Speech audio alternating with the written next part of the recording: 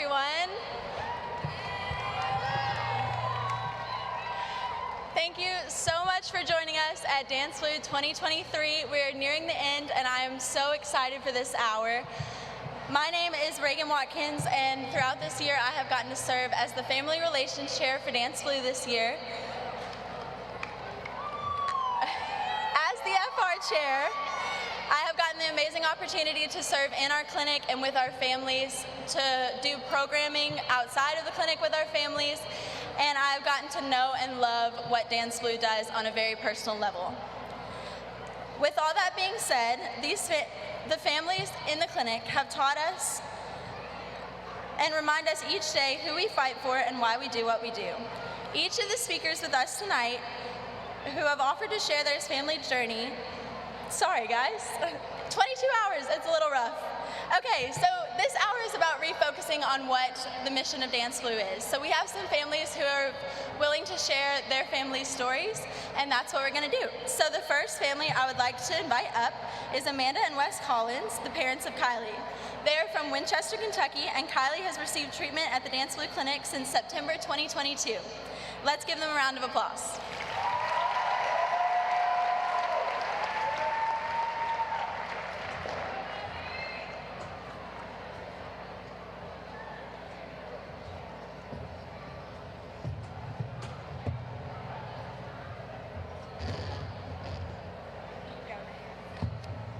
Hello.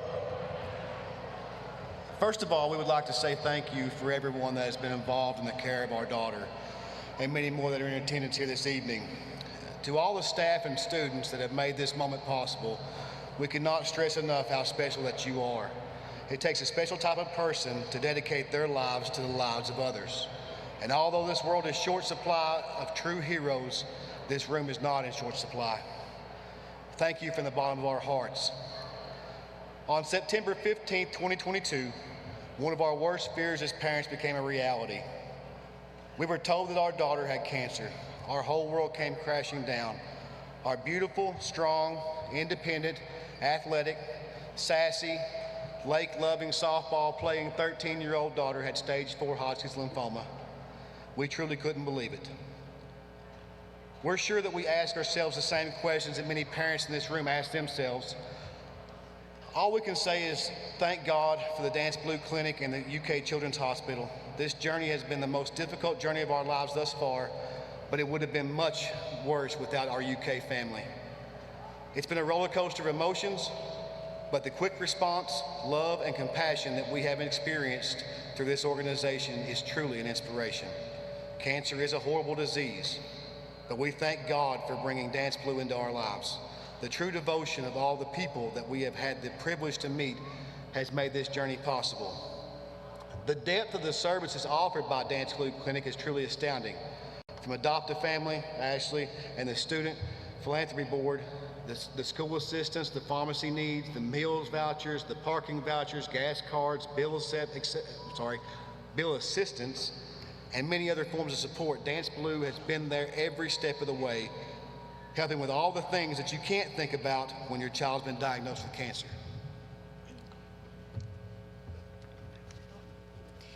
We are very blessed that Kylie's journey has been an inspirational one. We truly know the magnitude of that statement.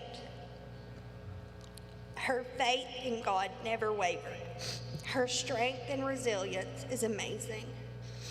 Through the hospital stays, the treatment, the side effects of the treatments, the realization to a child that they have a very serious disease, Kylie has not complained once or thought that she would not pull through.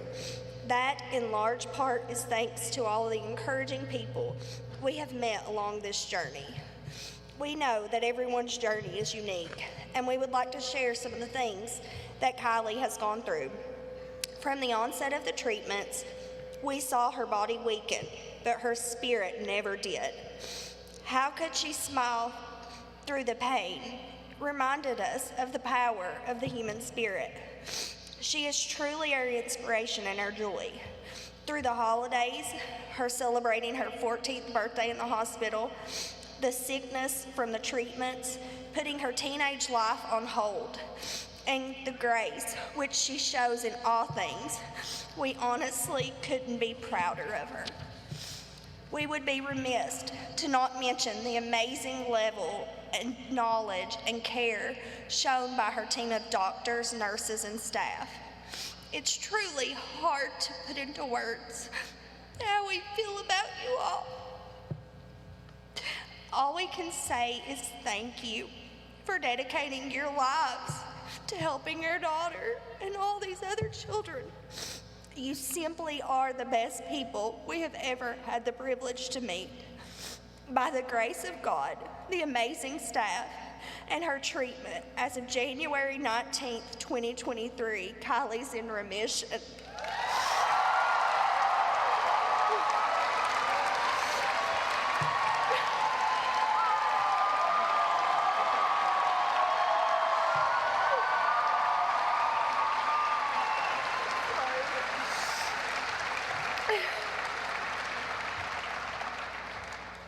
She's getting stronger every day. We could have not made it through one day without the prayers, love, and support of our family, friends, the school, from people we've never met to the families that battle this monster. Each one of you hold a special place in our heart. A friend once told us that this is not a community or really a family that anyone wants to be a part of, but at the same time, everybody needs to experience this amount of love, compassion, and support. I don't want to leave anyone out, so we didn't mention names, but we truly are thankful to each and every one of you all. Thank you.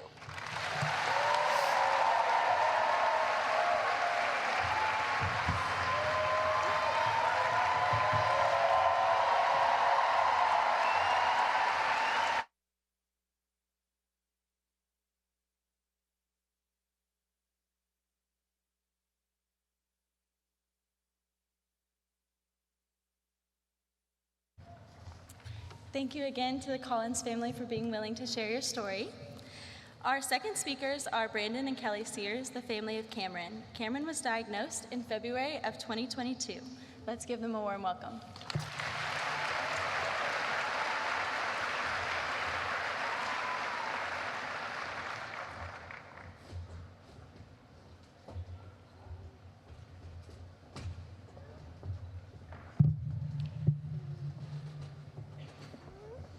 Takes a second to get all of us up here. Okay, so like she said, he was diagnosed February, 14th is when we took him into his pediatrician, and they ran a CBC, and all his counts were low. So they sent us straight to the ER. They told us to go home and pack a bag and, plan not to come home that night. But we were still trying to, convince ourselves that it could be something silly. But as soon as the ER doctor said that he was going to consult with oncology, we were terrified, of course. Then he was sent to the PICU while we waited, to confirm. And the next day with a biopsy, it was confirmed that it was leukemia. And then we were stuck in isolation for a little while because of COVID. He was positive for COVID. So we were stuck there for 2 weeks without the rest of the kids. We couldn't see them. We couldn't have visitors, couldn't leave the room. So it was really hard. But in those 2 weeks, Child Life brought toys in for him, and we got 2 visits, I think, from Jarrett's Joy Cart. So that helped a lot, because keeping a 2-year-old in a room with no toys is impossible. It's very boring. In that time, well, you wanted to talk? You wanted to say that part? Yeah. So, first off, I couldn't imagine what I was doing when I was 20 or college aged. It definitely wasn't something like this, for sure. Also, at that age, cancer was the last thing on my mind, because, it hadn't touched my family or my life personally. So I want to say thank you to everybody here. I really can't express what it means, what you guys do for us, and how it benefits us. And I also want to thank all his doctors. His main doctor is Dr. Sorgi, his oncologist. I don't know if she's here somewhere. And that's pretty much it. It's been a long, hard ride, but Cam's fighting, and he's gonna beat this. And I'm hoping that next year we can come back. We didn't get the chance last year. He actually was hospitalized for DanceBlue last year. So that's about it. Thanks for everything that you do, and we hope to see you next year, okay?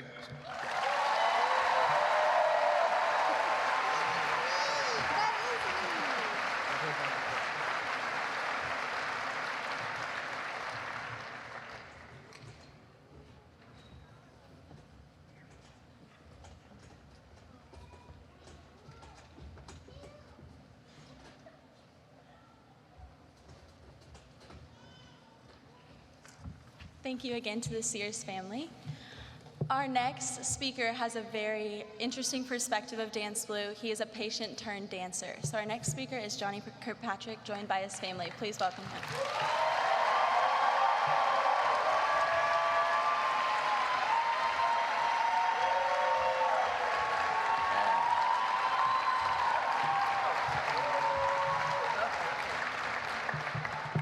Hello, everyone.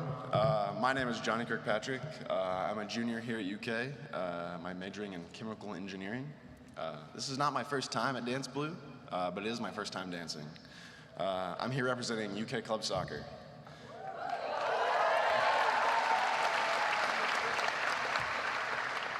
I feel very fortunate to be up here today with the opportunity to share a little of my story and what DanceBlue means to me. I started UK in the fall of 2019. Like most freshmen, I was adjusting to being away from home, a harder school workload, and trying to make new friends and get involved on campus. My brother had just started pharmacy school, and I joined him on the club soccer team a couple weeks after starting school. As the weeks went by, I was getting settled in, enjoying my time on campus, making new friends, playing intramurals, and trudging through schoolwork. Around October, I'd started feeling a little run down. Among quite a few other symptoms, I was extremely tired all the time, sleeping at least 10 hours a day.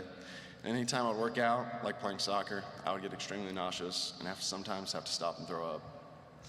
Like most 18-year-old boys, I thought the problem would solve itself and didn't want to waste my time going to the doctor. As my condition began to worsen, though, I finally listened to the pleas of my brother, mom, and friends and scheduled an appointment with student health. After hearing my symptoms, their first suspicion was mono. However, that test came back inconclusive. They took my blood for a more comprehensive blood test and sent me home with a few medicines to manage some of the symptoms I had been having. As I was sitting in my dorm later that night working on homework, at about 10 p.m. I got a phone call. A woman from the Department of Hematology Oncology told me to go to the emergency department immediately. I didn't get much information from her, but if someone from the Department of Hematology Oncology was calling me, I knew something was very wrong. With home about 3.5 hours away, I called my brother, who picked me up and took me to the ED. We didn't want to alarm my parents, so my brother called them and said to come to Lexington, bring a bag for a couple of days, Johnny might be sick, and they left as soon as possible. After waiting in the ED for quite some time, we were called back. They told me my blood test results had shown signs of leukemia. To confirm, they did a bone marrow biopsy, which my parents got there just in time for. This was one of the most painful things in my life, having huge needles suck the life force right out of my hip. This gave the definitive answer. On November 4th of 2019, I was diagnosed with acute lymphoblastic leukemia. Obviously, this was devastating. This was not news I'd ever think I would hear, especially as an active 18-year-old. In the following hours, there was a lot of panic, confusion, and fear. It was not until we spoke with Nurse Diana and Dr. Badgett that things changed.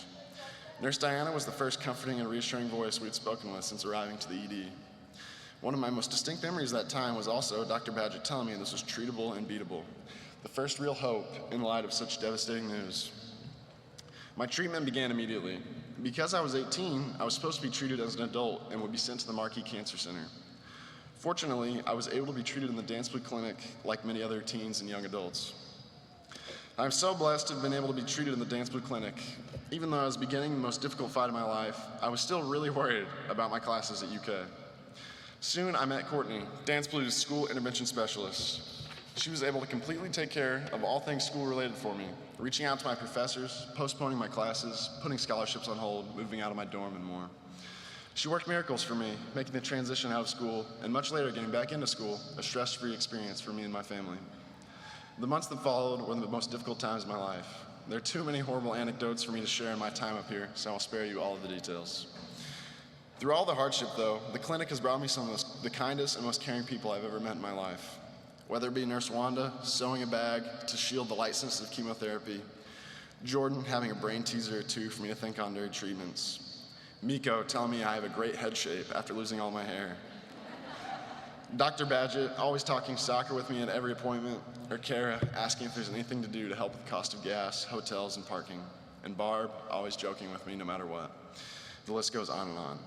Every single person in the clinic always made me feel more at ease during my treatments, and I cannot imagine being treated anywhere else. I feel it is also so very important to honor the legacy of Jarrett Minear that he started with the Joy Cart, and that his family has continued to grow into the DanceBlue Marathon, creating a new clinic and improving things in so many ways, and also doing so many amazing projects at Kentucky Children's Hospital. I can't thank them enough for all that they have done and continue to do for the children, teens, and young adults being treated here. I know I'm not alone in thanking Jarrett and his family for all they have done for the kids. As I said at the beginning, this is not my first DanceBlue, it is my fourth. Last year, I was unable to participate as I got treatment the day before, but was here cheering my brother on as he was dancing for the UK club soccer team. In 2021, our family watched online, but I was also there in 2020, just months after beginning treatment, after being invited to attend by the clinic. It was really inspiring for me to come here and see hundreds of people all coming together to support people like me, and the other kids, doctors, and nurses, and everyone that works in the DanceBlue clinic. Giving back to this cause is really important to me because I know that even though this is the most difficult journey of my life, there are many other kids in the clinic who have it worse. I'm honored to be able to do anything I can to help them in the ways that many have helped me. I would like to finish by thanking all those who treated and worked with me in the clinic. As I said before, I truly cannot imagine being treated anywhere else. Last year, on March 17th, 2022, I officially finished my treatments after an 865-day journey, and I rang the bell a year ago yesterday.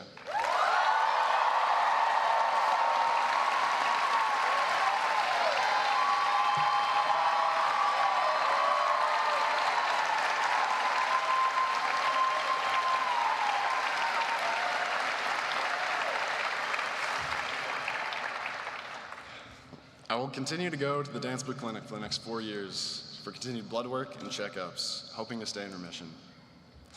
I really want to thank my family, friends, and community for their unwavering support that really got me through some of the toughest times. They've been right by my side every step of the way, cheering me on. Finally, I want to thank all of the dancers participating this weekend. I'm so grateful to have spent the weekend with all of you. This is really a special, special cause, and such an inspiration to some of the patients such as myself and their families. We appreciate all that you do for the kids. Thank you.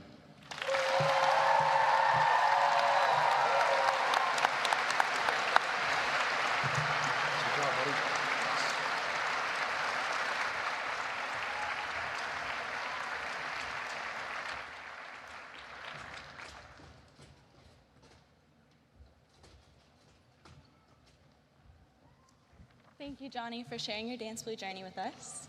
Continuing on in our Celebration of Life hour, I would like to welcome our fourth speaker of the night, the Ward family. They are here to represent Richie and his experience with the DanceBlue Clinic. Let's welcome him to the stage.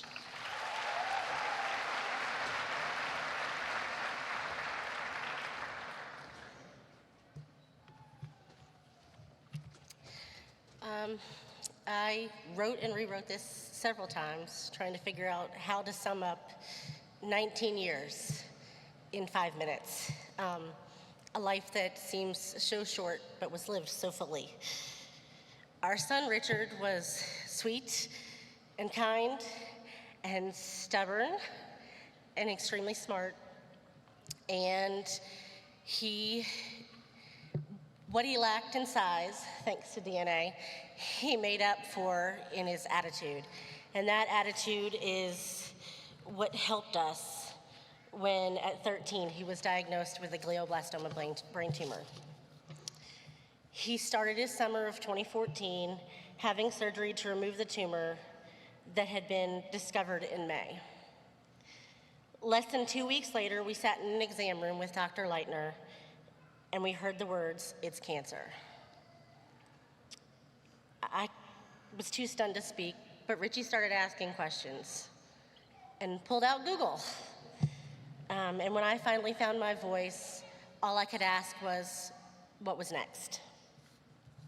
Over the next couple of weeks, we were introduced to Dr. Wagner and the DanceBlue Clinic, and with their help and their guidance, Richie worked his way through over a year of treatment. During that time, we were partnered with the amazing young men of Theta Chi through the Adopt a Family program. And with the Brothers of Theta Chi by our side, we attended our first marathon in 2015. By October of that year, treatment had ended and Richie showed no further signs of cancer. And as he transitioned from active treatment, our visits to the clinic were fewer, and Theta Chi adopted another family. Still, when marathon time returned, he was here on the floor with the Brothers of Theta Chi and danced the full 24 hours. His initial time at the clinic led him to get more involved with his high school student council and their DanceBlue mini marathon. He would regularly push for others to do more because he knew they could. And for almost 3 years, he pushed on to find new footing in a world post-cancer. Unfortunately, in 2018, routine scans showed that the cancer had returned. He was entering his senior year of high school and once again fighting for his life. With an amended schedule and a new treatment plan, he returned to school in the clinic in the same month. Despite how sick the new treatment made him, he continued to push ahead. When a follow-up scan showed that the treatment wasn't working, all he could ask was what else there might be. For a few brief months, Richie took part in a clinical trial in Cincinnati. And more than once, he asked me if we could just stop by the clinic and have one of his favorite nurses access his port before we went to Cincinnati.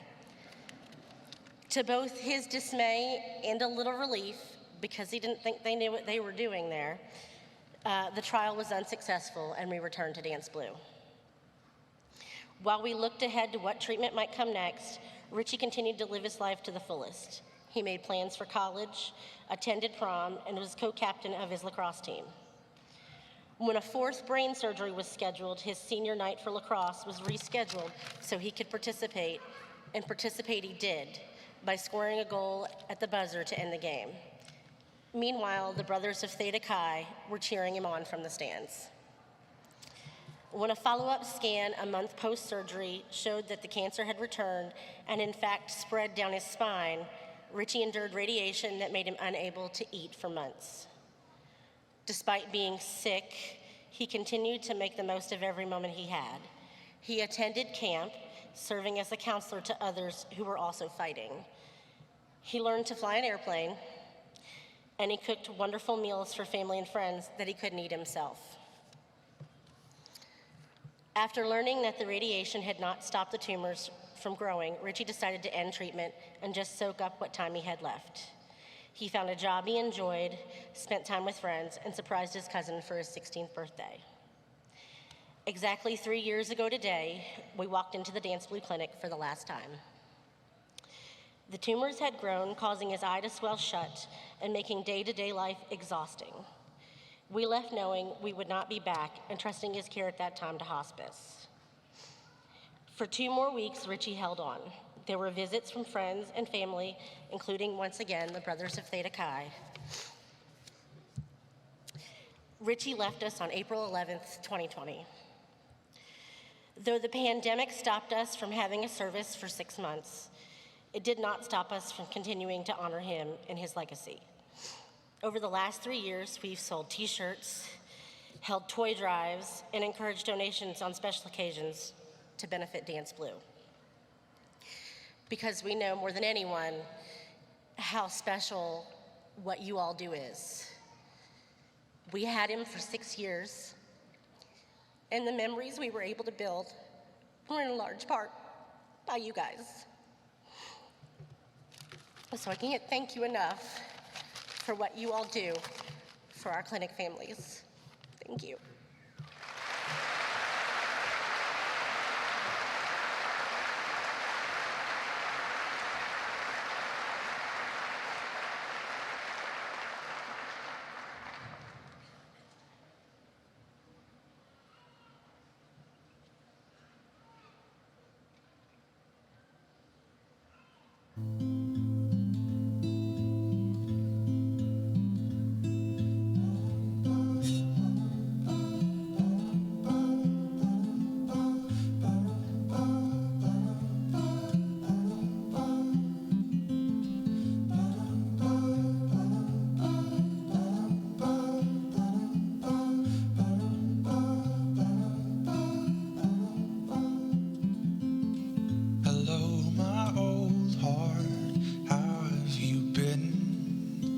Are you still there inside my chest? I've been so worried, you've been so still, barely beating it all.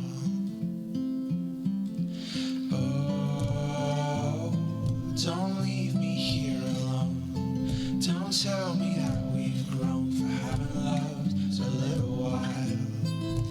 Oh, I don't wanna be alone. I wanna find a home. I wanna share it with you.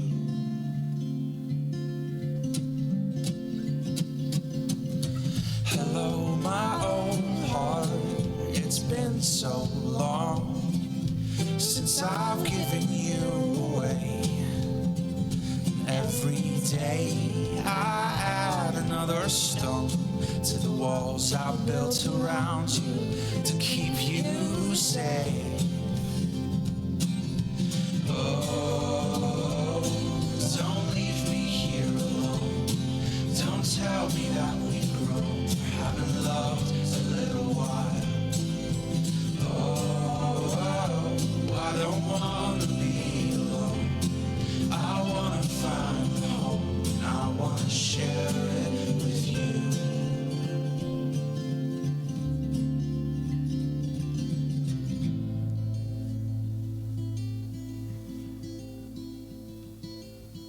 Hello, my old heart. How have you been? How is it being locked away? Don't you worry, in there you're safe. And it's true, you'll never be, but you'll never break.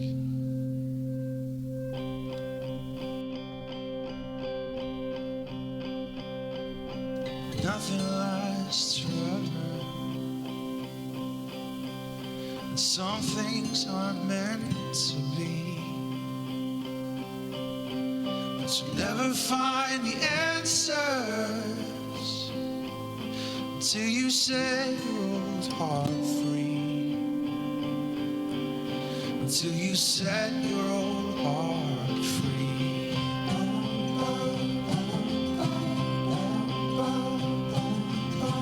Hello, my old heart.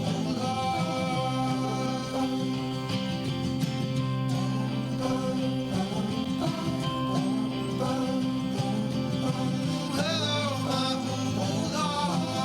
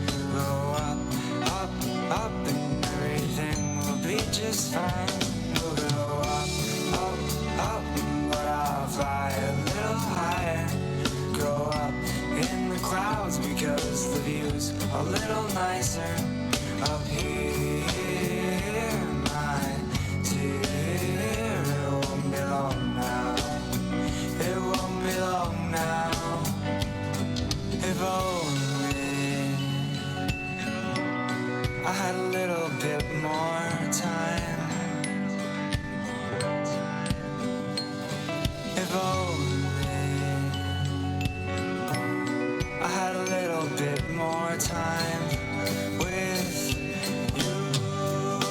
We could go up, then take that little ride. We'll sit there holding hands and everything will be just right. And maybe someday I'll see you again. We'll float up in the clouds and we'll never see the end. We'll go up, but I'll fly a little higher. Go up in the clouds because the view's a little nicer up here, my dear. It won't be long now. It won't be long now.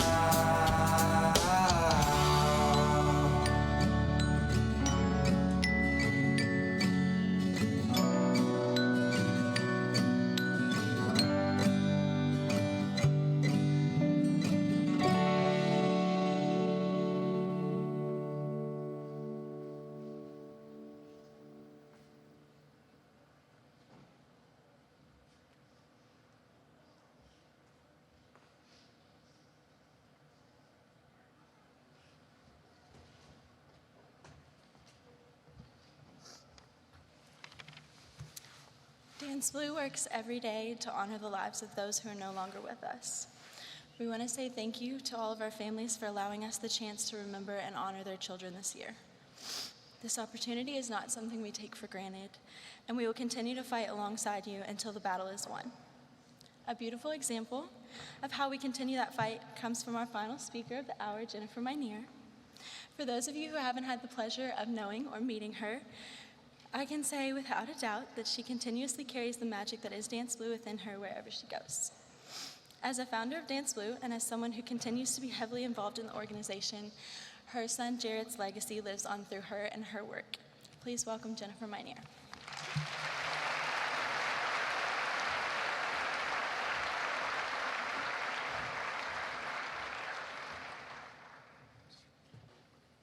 Every year you all killing me. You kill me. 18 years ago, there were some trusting students who stepped up and who took a final wish from our late son, Jarrett. And they sent it into an absolute meteoric rise. DanceBlue was born. And for the students who've been over in the Student Center, you will see on the third floor, or the first floor maybe, there's a giant sign that says tradition. And the picture behind it is DanceBlue. You started that tradition, and DanceBlue is not just some torturous fundraiser that you've got to be a part of. It's a family.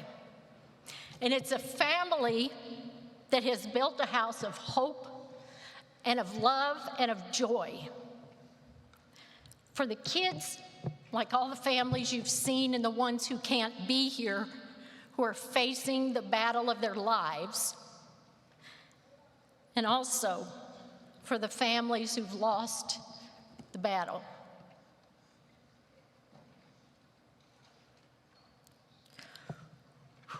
We all work for a time when we don't need your hope, and we don't need your love, and we don't need your joy.